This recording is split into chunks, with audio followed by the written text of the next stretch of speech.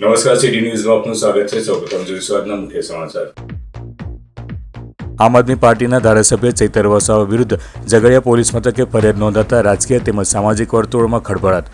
લાફાકાંડ તરીકે ચર્ચામાં આવેલા સમગ્ર મામલે પોલીસ તપાસનો ધમધમાટ શરૂ થયો.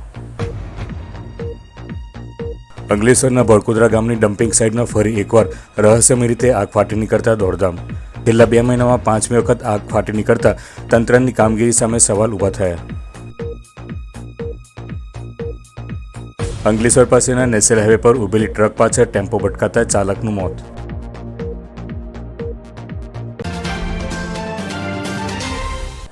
ભરૂચ જિલ્લાના ઝઘડિયા તાલુકામાં આમ આદમી પાર્ટીના ધારાસભ્ય ચૈતર વસાવા વિરુદ્ધ ઝઘડિયા પોલીસ મથકે ફરિયાદ નોંધાતા રાજકીય તેમજ સામાજિક વર્તુળોમાં ખળભળાટ મચી જવા પામ્યો છે. લાફાકાંડ તરીકે ચર્ચામાં આવેલા સમગ્ર મામલે પોલીસે તપાસનો ધમધમાટ શરૂ કર્યો છે. મળતી માહિતી મુજબ ઝઘડિયા તાલુકામાં આવેલી મેટ્રોપોલિટન એક્ઝિમકેમ પ્રાઇવેટ લિમિટેડ કંપનીમાં 23 એપ્રિલે આગની ગંભીર દુર્ઘટના સર્જાઈ હતી, જેમાં કુલ 14 કામદારો ઇજાગ્રસ્ત થયા હતા અને 2 કામદારોના મોત નીપજ્યા હતા.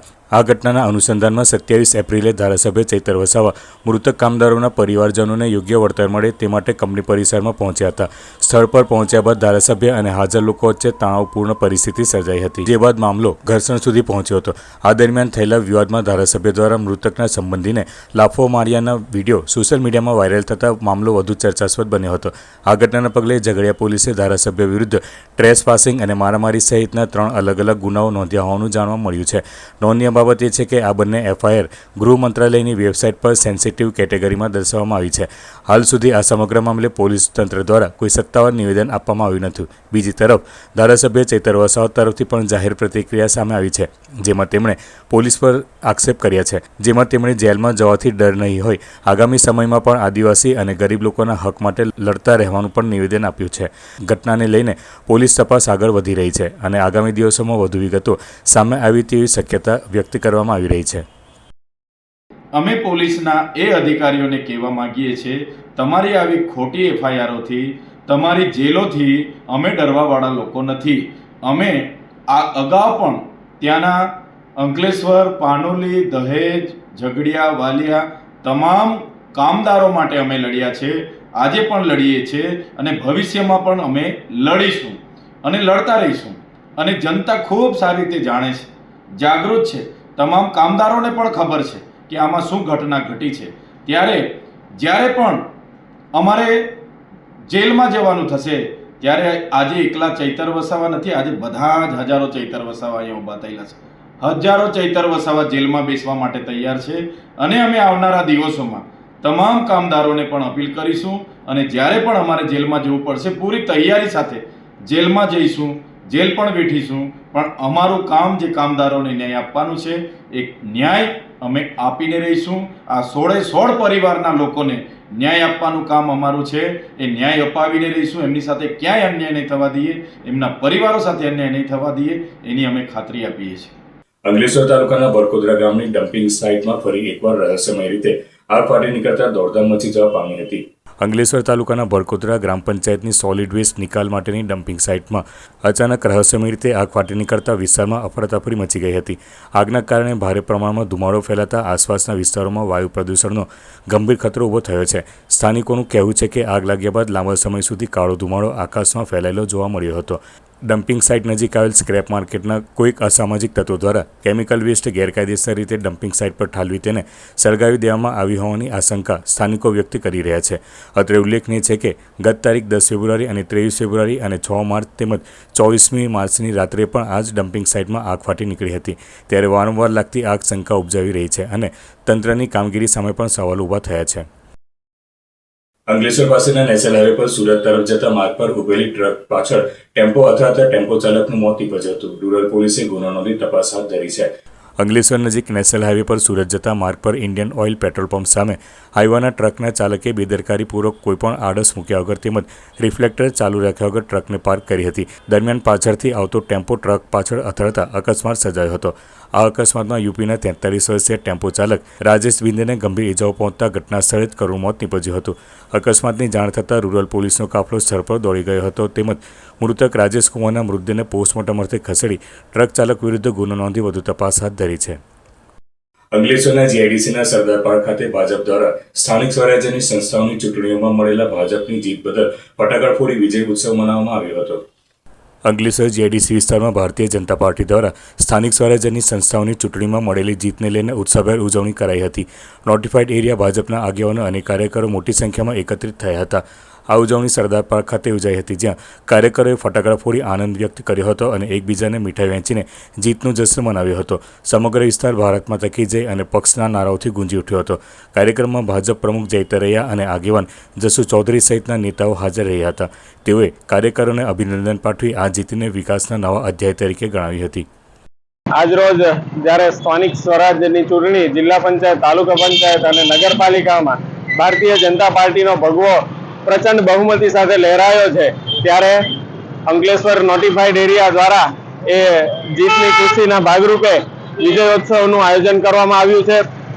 જે રીતે સમગ્ર ગુજરાતમાં નાગરિકો દ્વારા ભારતીય જનતા પાર્ટી પર વિશ્વાસ મૂકી અને પ્રચંડ બહુમતી તમામ કાર્યકર્તાઓને ઉમેદવારોને અપાવી છે, હું માનું છું કે આ જીત તમામ જે ભારતીય જનતા પાર્ટીના પાયાના કાર્યકર્તાઓ છે, આ જીત તેમની છે. તેમજ અમારા શીર્ષ નેતૃત્વને પણ આ તબક્કે અમે ખૂબ ખૂબ અભિનંદન આપીએ છીએ.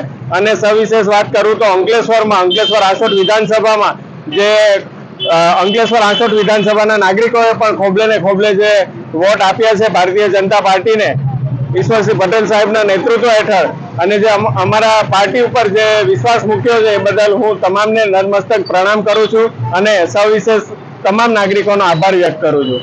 ભારત માતા કી જય. અંકલેશ્વરની સ્વામી વિવેકાનંદ સ્કૂલ ખાતે પર્યાવરણની જાળવણી તથા ભીના કચરાનું વ્યવસ્થાપન કરવાના હેતુસર કમ્પોસ્ટિંગ પ્લાન્ટનું લોકાર્પણ કરવામાં આવ્યું હતું. અંકલેશ્વરની સ્વામી વિવેકાનંદ હાઈસ્કૂલ ખાતે બેલ કંપનીના સહયોગથી પર્યાવરણની જાળવણી તથા ભીના કચરાનું વ્યવસ્થાપન કરવાના હેતુસર કમ્પોસ્ટિંગ પ્લાન્ટ ઊભો કરવામાં આવ્યો છે. આ કમ્પોસ્ટિંગ પ્લાન્ટનું લોકાર્પણ સમાજ સેવિકા મીરાબેન પંજવાણીના હસ્તે કરવામાં આવ્યું હતું. કમ્પોસ્ટિંગ પ્લાન્ટના લોકાર્પણ પ્રસંગે સંસ્થાના સેક્રેટરી ડોક્ટર મહેન્દ્ર પંચાલ, ઉપપ્રમુખ Harish Joshi, rotary club of અંકલેશ્વરના પબ્લિક ઇમેજ ચેર અને રાષ્ટ્રીય શ્રેષ્ઠ શિક્ષક ગજેન્દ્ર પટેલ, ડોક્ટર રેખા પંચાલ, બેલ કંપનીના vice president Gautam Agarwal, project officer Prachi પટેલની ઉપસ્થિતિમાં આ પ્રોજેક્ટને સમયની જરૂરિયાત અને પર્યાવરણની જાળવણી માટે તથા સ્વચ્છતા માટે અનિવાર્ય ગણાવ્યો હતો. આ પ્રસંગે આચાર્ય મિલેન્દ્રસિંહ કેસરોલા, શાળાના શિક્ષકો તથા વિદ્યાર્થીઓ ઉપસ્થિત રહ્યા હતા. ભરૂચના ત્રાલસા ગામમાં આવેલ અસ્મિતા વિકાસ કેન્દ્ર સંચાલિત મનોદિવ્યાંગ બાળકોની નિઃશુલ્ક નિવાસી સંસ્થામાં રહેતા 10 મનોદિવ્યાંગ બાળકોને એપિગર્લ લિમિટેડ દહેજ દ્વારા CSR અંતર્ગત વાર્ષિક દત્તક યોજના હેઠળ દત્તક લેવામાં આવ્યા છે. આ પ્રસંગે એપિગ્રલ કંપનીના ફાઉન્ડર અને ચેરમેન જયંતિભાઈ પટેલ વિશેષ ઉપસ્થિત રહ્યા હતા. આ મનોદિવ્યાંગ બાળકોના વિશિષ્ટ શિક્ષણ, આરોગ્ય, પોષણ, રહેઠાણ તેમજ દૈનિક જરૂરિયાતોને પહોંચી વળવા માટે સહાય અને સહયોગની પ્રતિબદ્ધતા તેઓ દ્વારા વ્યક્ત કરાઈ હતી. ચેરમેન જયંતિભાઈ પટેલે પોતાના સંબોધનમાં જણાવ્યું હતું કે સમાજના વિશેષ જરૂરિયાત ધરાવતા મનોદિવ્યાંગ બાળકોના જીવનમાં સકારાત્મક પરિવર્તન લાવવા માટે ઉદ્યોગ જગત અને સામાજિક સંસ્થાઓ વચ્ચેનો સહયોગ વધુ મજબૂત બનવો જરૂરી છે. તેમણે સંસ્થાની વિવિધ સેવાકીય પ્રવૃત્તિઓ માટે સંસ્થાના સ્થાપક તથા ટ્રસ્ટી મંડળને અભિનંદન પાઠવ્યા હતા. કંપનીના વાઇસ પ્રેસિડેન્ટ વિજય વાસુદેવા તથા યુનિટ હેડ રાકેશ દવેએ જણાવ્યું હતું કે સમાજના નબળા અને વિશેષ જરૂરિયાત ધરાવતા વર્ગોના કલ્યાણ માટે કંપની સતત પ્રતિબદ્ધ છે અને ભવિષ્યમાં પણ આવી સેવાકીય પ્રવૃત્તિઓમાં સહભાગી બનશે. કંપનીના મિકેનિકલ ડિપાર્ટમેન્ટ દ્વારા એક બાળક તથા કંપનીના અધિકારીઓ વિજય વાસુદેવા, નવનીત ગુપ્તા અને ગોપાલ ખત્રી દ્વારા પણ એક બાળકીને વાર્ષિક દત્તક યોજના અંતર્ગત આગામી વર્ષ માટે દત્તક લેવામાં આવી હતી. અસ્મિતા વિકાસ કેન્દ્રના પ્રમુખ મગનભાઈ હનિયા તથા મેનેજિંગ ટ્રસ્ટી પ્રણવભાઈ ભટ્ટે જણાવ્યું હતું કે મનોદિવ્યાંગ બાળકોના સર્વાંગી વિકાસ અને પુનર્વસન માટે કોર્પોરેટ ક્ષેત્રનો સહયોગ ખૂબ જ મહત્વપૂર્ણ છે. દાતાઓના આર્થિક સહયોગના કારણે સંસ્થા દ્વારા આવી સામાજિક અને સેવાકીય પ્રવૃત્તિઓ વધુ શ્રેષ્ઠ રીતે કરી શકાય છે. કાર્યક્રમના અંતે અસ્મિતા વિકાસ કેન્દ્ર દ્વારા એપિગ્રેલ લિમિટેડ તથા ઉપસ્થિત મહાનુભાવોનો આભાર વ્યક્ત કરવામાં આવ્યો હતો. આજની મુલાકાત અમે અસ્મિતા વિકાસ કેન્દ્રની લીધી ત્યારે પહેલો પગ મૂક્યો, અભ્યાસ તો ઘણા વખતની વાત કરતા હતા, પણ જ્યારે પગ મૂક્યો ત્યારે મને લાગે કે હું બધી કેદારની યાત્રાએ આવ્યો. ચાર ધામ, ગંગોત્રીની યાત્રા આવ્યો, ગંગોત્રીની યાત્રા આવ્યો. આ ચાર ધામની યાત્રાએ આવ્યો હોય એવી એક સંવેદના છે, એવી એક કરુણા જાગી. ખાસ તો મનીષાબેન અને ઓલ ટીચિંગ સ્ટાફ, ભાઈઓ અને બહેનો, તમે જે બાળકોનું જતન કરી રહ્યા છો તો તમારે ક્યાંય બનારસ જવાની જરૂર નથી. નથી જવાની દ્વારકા જરૂર, નથી જવાની અંબાજી જરૂર, નથી જવાની શ્રીનાથજી જરૂર. આ રિયલ મંદિર છે, આ ધર્મ છે મારા માટે. અને એટલે હું તમને બધાને વંદન કરું છું કે મારી જોડે કોઈ શબ્દ નથી કે તમને કયા શબ્દોથી નવાજવું. તમને ભગવાને સરસ ચાન્સ આપ્યો છે અને એનો તમે સારી રીતે ઉપયોગ કરો છો અને આ બાળકોને એક નવી દિશા મળે, સમાજ સ્વીકારે, એ લેવલમાં મૂકીએ તો પણ આપણે અધવા થઈ ગયા હોય એટલું પુણ્ય કમાઈશું.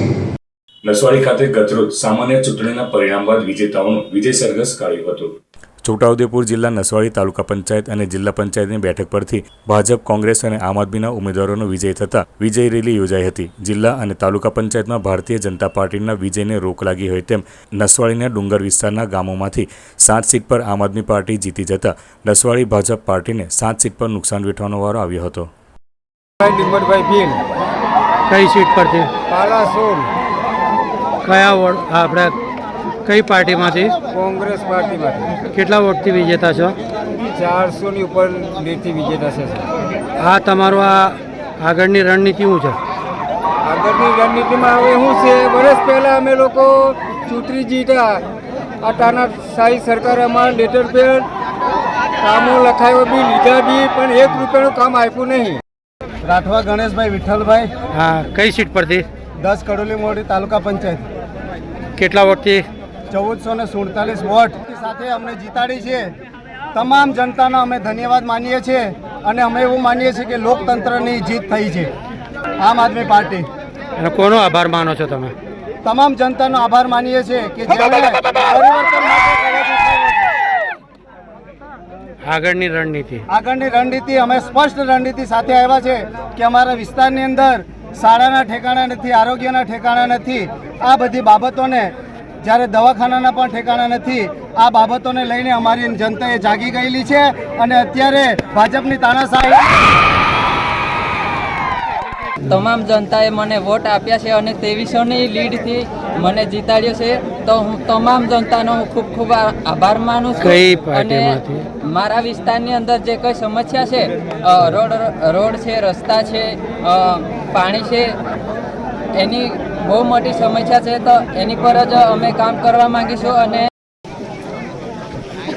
મારું નામ ભીલ વિનુભાઈ લલ્લુભાઈ, હું ભારતીય જનતા પાર્ટી તરફથી ઝેર 22 નંબરની સીટ ઉપર ઉમેદવારી નોંધાવી હતી અને આજે હું ઝેર 22 તાલુકા પંચાયતનો વિજેતા પ્રાપ્ત થયેલો છે અને જીત થયેલી છે. મારે તાલુકા પંચાયતના મતદારો ભાઈઓની જીત થયેલી છે અને જે કંઈ સરકારને માહિતગાર લાભો હશે વ્યક્તિગત એનો માહિતગાર કરીશ.